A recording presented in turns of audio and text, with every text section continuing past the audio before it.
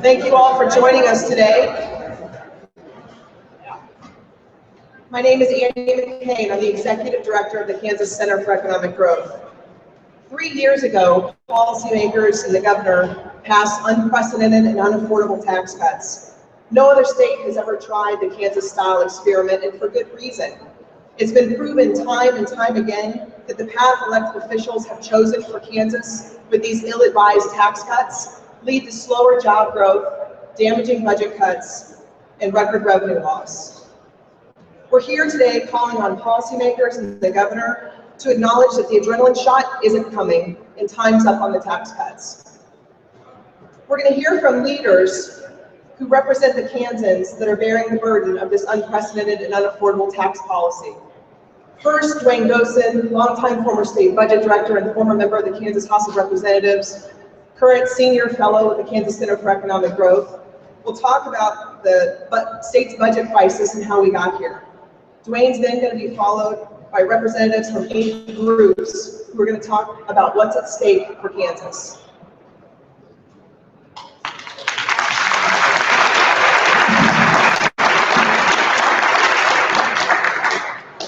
Good morning. Kansas is experiencing a financial and budget crisis that directly results from unaffordable tax cuts that were passed in 2012 and 2013. Kansas does not have nearly enough revenue to cover normal, reasonable expenses. Expenses are up here and rising. Revenue is down here and falling. In fiscal year 2014, the last fiscal year, the first year that the tax cuts were in full force, revenue fell $700 million from the year before. That drop is not temporary. We are now 9 months into fiscal year 2015, and revenue is continuing to drop. Again, last year, in 2014, revenue fell $700 million, and now revenue is coming in $55 million below that level. More tax cuts are scheduled to kick in next year and each year after. Without a policy change, revenue is not going to grow. The Senate has just passed a general fund budget that spends $6.4 billion, more than that actually. Even though that budget puts schools into a block grant situation, even though that budget concentrates on program cuts, the expenses that are included in the budget still are more than $600 million above expected revenue. So the situation that we have, we've got the Senate budget with conservative expenses at over $6.4 billion, and they're growing. And we've got revenue around $5.8 billion and falling. That gap cannot persist. The state's bank account has already been used up to cover the difference between expenses and revenue. For next year, for fiscal year 2016, lawmakers are already planning to cover part of that gap between revenue and expenses by transferring money from the highway fund and from other funds. But those transfers do not fill the whole gap, and those transfers are only a short-term solution. Kansas has a long-term problem Kansas needs ongoing revenue, enough ongoing revenue to cover expenses. That's a pretty simple concept. Enough ongoing revenue to cover expenses. Kansas cannot be financially healthy without new revenue. And Kansas cannot protect its investments in education and in other vital programs without new revenue. The problem we have, that big gap between expenses and revenue, has been caused by steep and dramatic income tax cuts. That's the place to look to make a correction.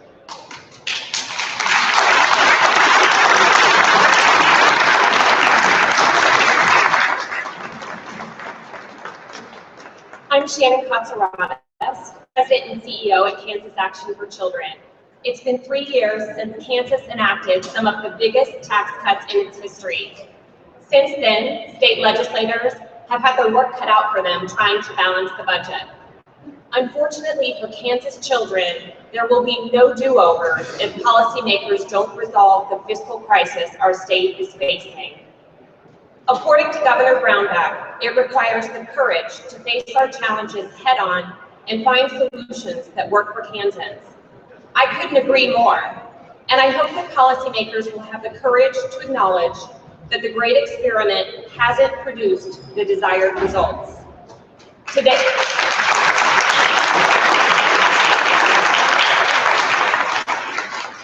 Today's young children cannot afford to have inadequate revenue. A healthy state budget ensures that Kansas kids receive high-quality educational experiences beginning in the early years and have access to health care and other economic supports. The governor has also said Kansans are sensible, decent, compassionate, thoughtful people. I'm a native Kansan, and his words resonated with me. I simply don't believe that Kansans want tax policies that short-circuit investments in the next generation. Compassion for our state's children, particularly our youngest children and our children growing up in the poorest families, means policymakers have to take a hard look at what the march to zero is really costing us. There's no time of greater need than childhood. It is a once-in-a-lifetime window of opportunity. Reversing the tax cuts and restoring revenue is a chance to put the building blocks in place that will allow children to maximize their potential. Let's not just hope that legislators do the right thing for our children. Together, let's call on our policymakers to demonstrate their courage, compassion, and their wisdom in the choices that they make. Let's reverse course before it's too late for an entire generation of Kansas children.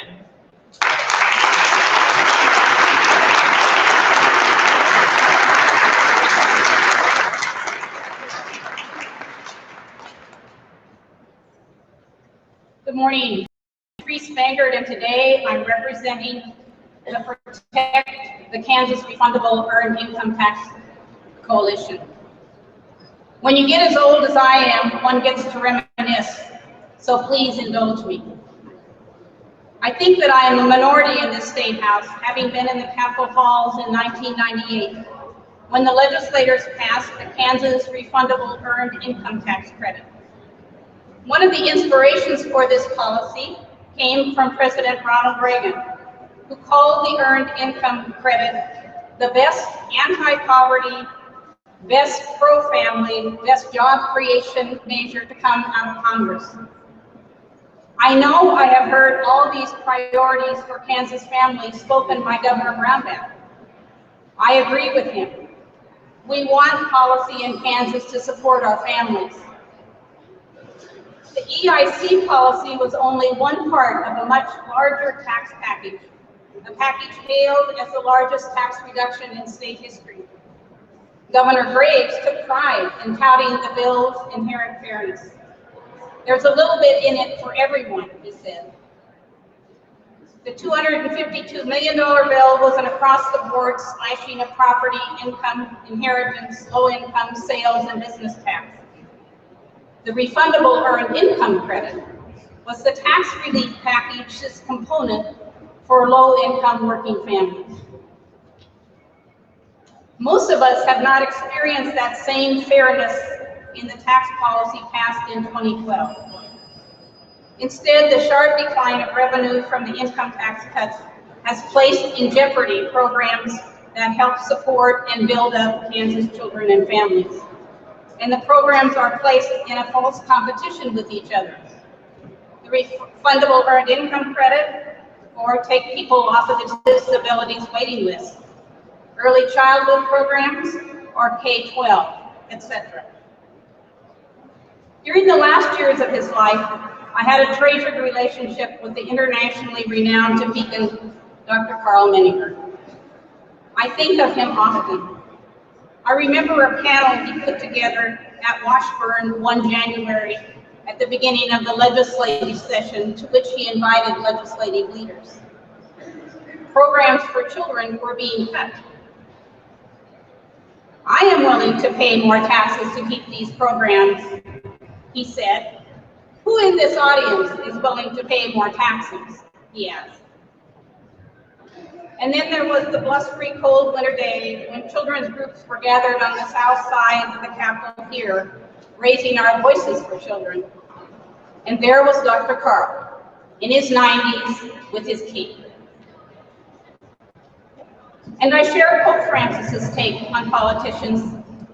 I ask God to give us more politicians capable of sincere and effective dialogue, aimed at healing the deepest roots and not simply the appearances of the evils in our world. Politics, though often denigrated, remains a lofty vocation and one of the highest forms of charity, inasmuch as it seeks the common good. So let us embrace together our role in the political process, convincing Governor Brownback and the legislators of the truth that for the common good, we need more revenue.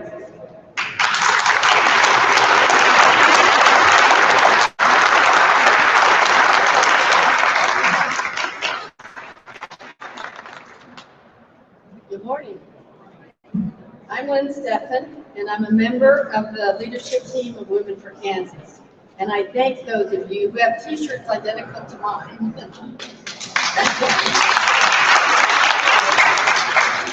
Women for Kansas is a group of more than 2,000 nonpartisan women across the state who came together in 2014 with the goal of defeating Brownback and putting an end to the crippling destruction of his tax cuts. While we didn't get it done, we have not disbanded and we're not defeated. Through the 2016 election, we'll be increasing our membership and targeting the legislative lemmings who share equally in Brownback's budget butchery. The Women for Kansas are sick at heart, ashamed to live in a state that cares so little about its citizens' wants and needs.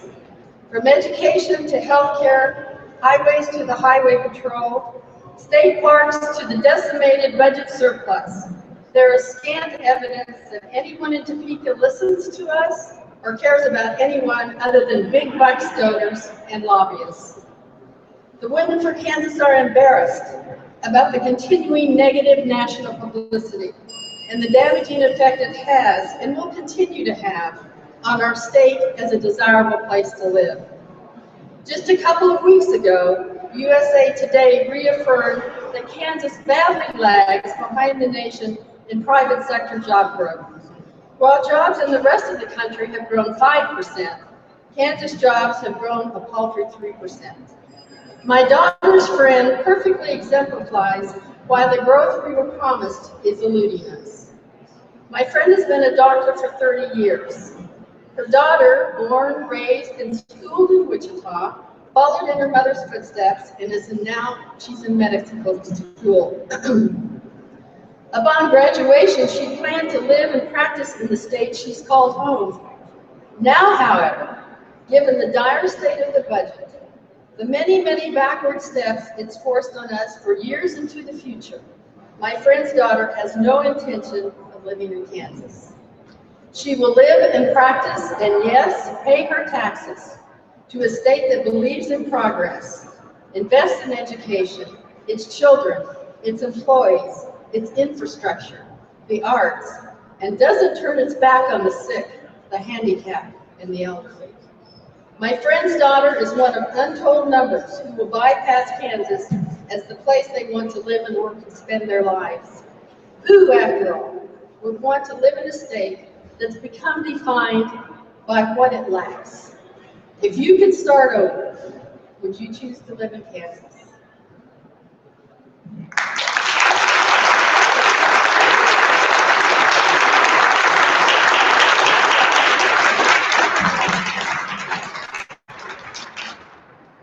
Well, hello, first of all, I'm Sheryl Spalding, president of the Mainstream Coalition. Mainstream Coalition is an education and advocacy organization for moderate values in Kansas and includes Republicans, Democrats, and Independents. As such, we're concerned with a wide variety of issues like education, the disabled, the elderly, and the people who take care of these people. We're proud to stand with these other organizations and say to the government leadership, you can't divide us. You can't say to us that if we help one group, it must be at the expense of another, or even worse, because of another group. The thousands of Kansas voters we represent know that it's the legislature who made the mistake when they gave away income tax to 333,000 Kansans with no guarantee of increased jobs, with no guarantee of increased revenue from that favored group. That's just poor legislation, and they must fix it. They need to restore revenue.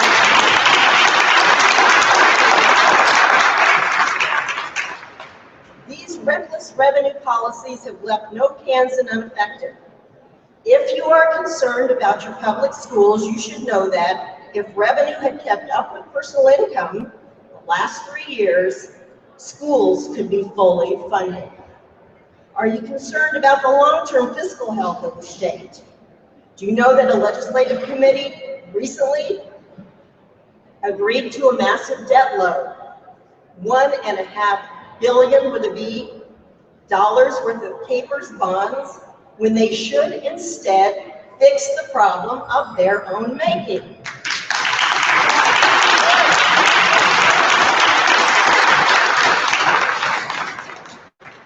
I truly believe that many of our legislators are appalled at what is happening, and that many brave souls have already said that all solutions must be on the table, and have even suggested that raising revenue must be considered. Better yet, there are those who have suggested we need to walk back on some of those revenue cuts, and we applaud those legislators who dare to speak the truth.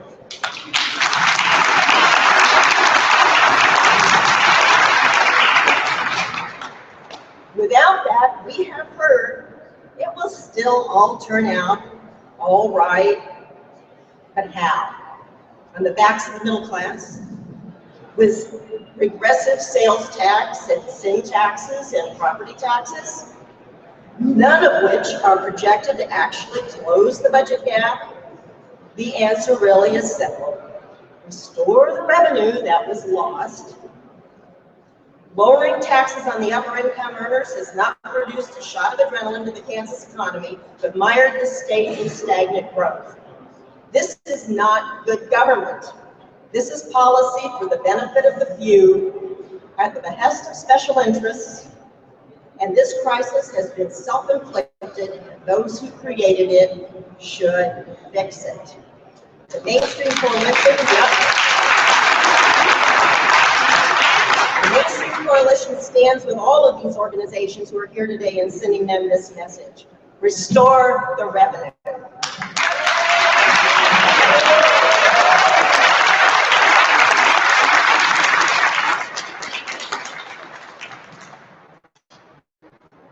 Good morning. I'm Mark Farr, a high school science teacher from the Nickerson South Hutchinson School District, currently serving as the Kansas KNEA president. Our Kansas communities are at a crossroads. Kansas is experiencing a serious revenue crisis of its own making, crisis that is not necessary, We continue to face the impact of the governor's decision to provide tax relief to the wealthiest Kansans while increasing the taxes on the poorest. We have experienced months of declining revenue. Our budget is not balanced, and today's budget gap is expected to grow larger year by year.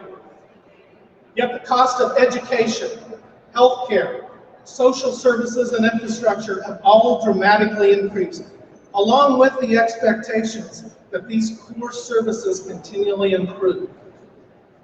Meanwhile, growth in child and family poverty is growing steadily. Up to this point, the legislature and governor have tried to cut their way out of this crisis.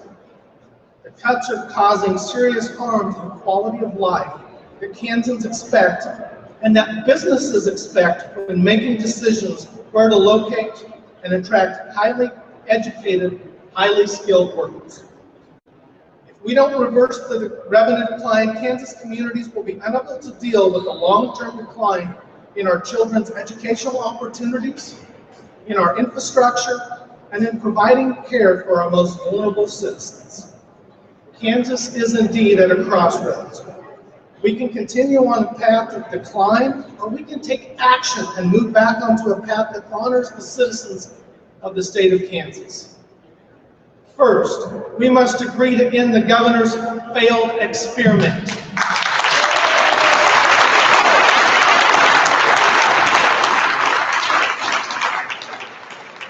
When one is in a hole, one is advised to stop digging.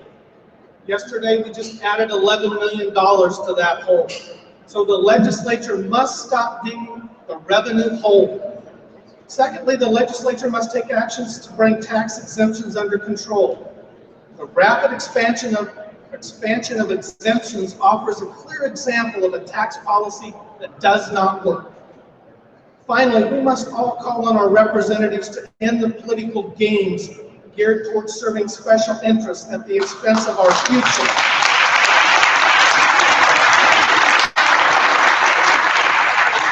At the expense of our future and the students of today who will build that future.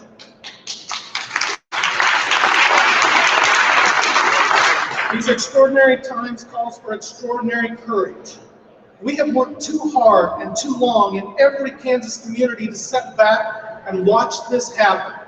We must stand together and insist that our lawmakers accept the responsibility to support Kansans who are suffering from the effects of reckless policy. I'm asking all Kansans to join us and speak up, to save Kansas for the future of our children and our grandchildren, in ways that resemble the state we're proud to call home. Our students only get one chance at first grade. We must provide the resources necessary for all students to succeed. We must adequately fund our schools.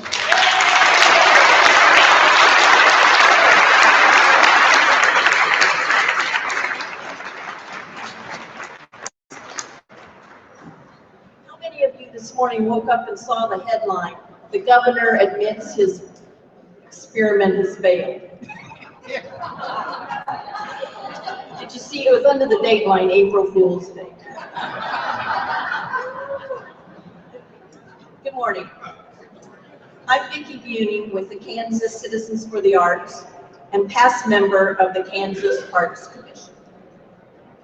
The Kansas Arts Commission was an early casualty of Governor Brownback's misguided, short-sighted policies. He needlessly defunded a remarkably effective Kansas Arts Commission that improved the quality of life in both rural and urban communities across our state. It supported organizations and an industry that created over 4,600 jobs and generated $9 million in tax revenues. The governor defended his actions, saying he was being fiscally responsible. This was an agency that cost the taxpayers an unbelievably low 29 cents per year. He speculated that other states would soon follow his lead. That has not happened. In fact, we have seen other states fuel their economies by increased funding to the arts.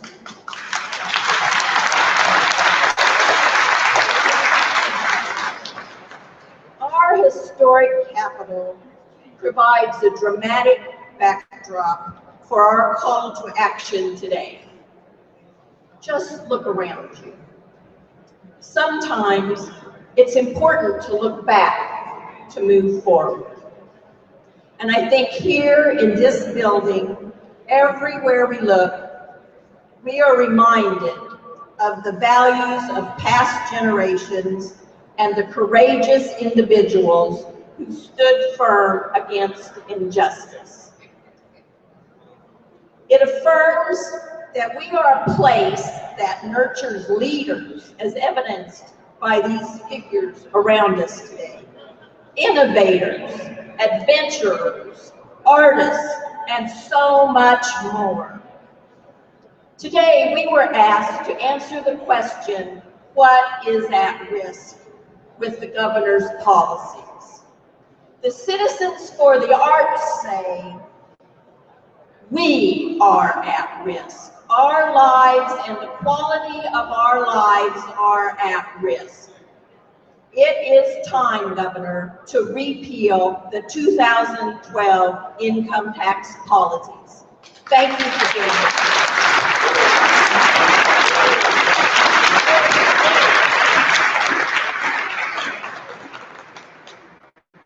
Good morning. My name is Bernie Koch, and I'm the Executive Director of the Kansas Economic Progress Council. I live in Wichita. My last name is spelled K-O-C-H, but I am not related to you-know-who. Thinking about changing my name to Warren Buffett. What grows the economy? I'm here to tell you that there's no magic bullet, as many have claimed. You know, Easter's coming up, and my mother used to tell me, don't put all of your eggs in one basket. Well, in Kansas, we have put all of our eggs in one basket, the income tax cuts. And there's little evidence that it's working. A lot of stories, there's a lot of anecdotal kinds of things going around, but our economic growth in this state is not anything beyond what is normal. The latest Kansas Department of Labor report shows non-farm jobs grew only 1.5% in the year-long period ending February of 2015. It's close to or below most of the states in our region. But the differences within Kansas are very striking. The administration likes to point to the Kansas City area, and the Kansas City metro area has had good economic growth. They've got about 3% employment growth over the last year. But the income tax cuts were supposed to help all of the state. I'm from Wichita. That Labor Department report shows a very weak 0.4% employment growth in the Wichita region. Manufacturing actually declined in jobs, and manufacturing is the lifeblood of our region. Respected economists around the world know what's important to grow the economy. Economic freedom, and that certainly includes keeping an eye on taxes and regulations. But we can't put all of our eggs into that one basket. We must have reliable legal systems, and it takes tax dollars to fund those. We must have government infrastructure, roads, bridges, sewers, water systems, and we've taken hundreds of billions of dollars from our transportation plans. We must have technical innovation and improvement, taking the research of our state universities and applying it to business. And probably most important, we must have an educated workforce. While other states are investing in higher education and K through 12, coming out of the recession, we're flat or actually less than we have been. The Kansas income tax changes went too far and will continue to impact the ability of governments at the state and local level to provide the essential services to economic expansion. So in addition to everything else that you've heard from those previous speakers, this is an economic issue. Stability and viability of public services are necessary to the functioning of the economy and society. To their credit, there are legislators and to some extent the governor himself, who want to revisit those income tax cuts. We agree that they should, and we encourage them to do so. Thank you.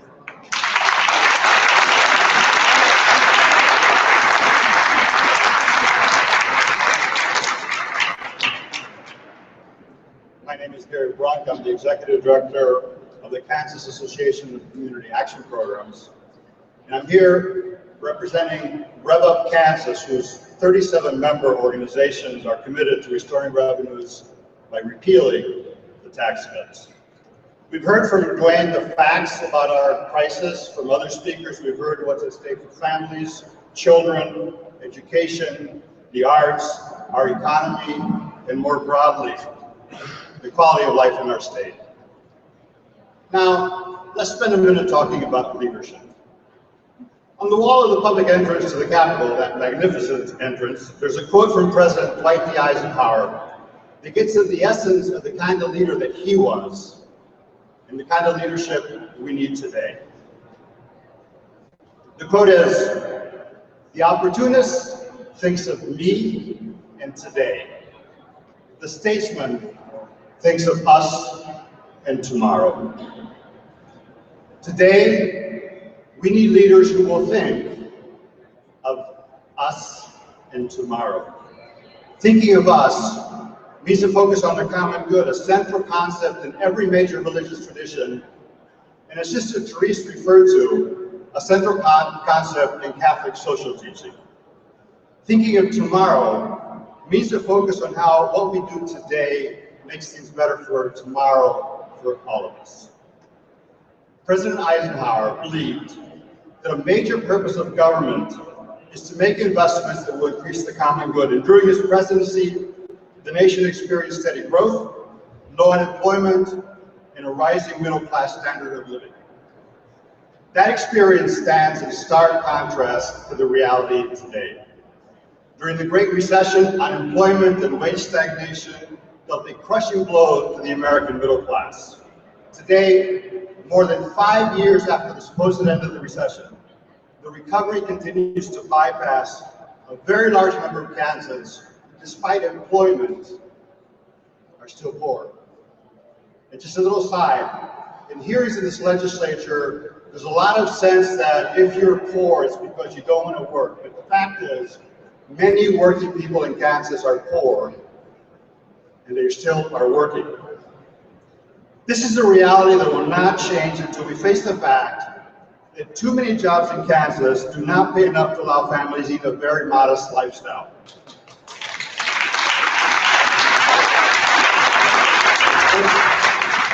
With Kansas policymakers stay the course, this does not have to change in the future. Among the 10 occupations that the Kansas Department of Labor projects will have the largest numerical growth by 2022, 7 typically require mostly high school education for an entry-level position. That is, these are jobs that pay very low wages. These are the growing jobs in our state. This is not inevitable.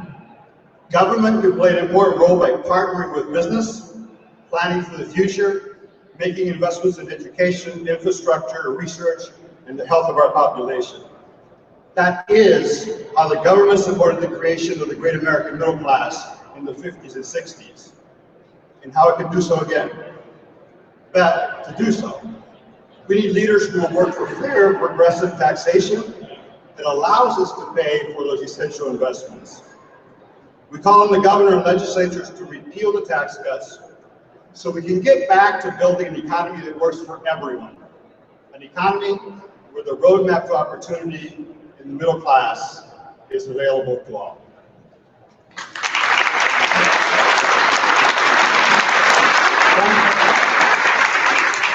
Thank you for being here today, and to the press, if you want to speak with any of the speakers, they'll be available after the conference. Thanks a lot for being here.